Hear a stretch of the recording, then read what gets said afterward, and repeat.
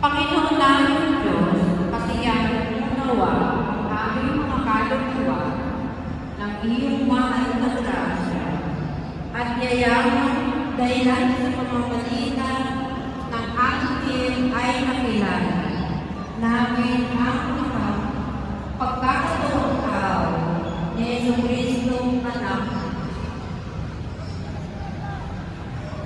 Ang daman sa mahal na pasyon at pagkamatay niya sa krus, napakinabangin kami sa kanyang pagkabuhay ng magulit sa kaluwalhatian ng lahat sa pamamagitan na rin ni Kristong aming Panginoon.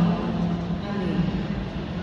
Papuri sa Ama, sa Anak, at sa Espiritu Santo, kapara ng una, ngayon, at kailanman, magpasawalang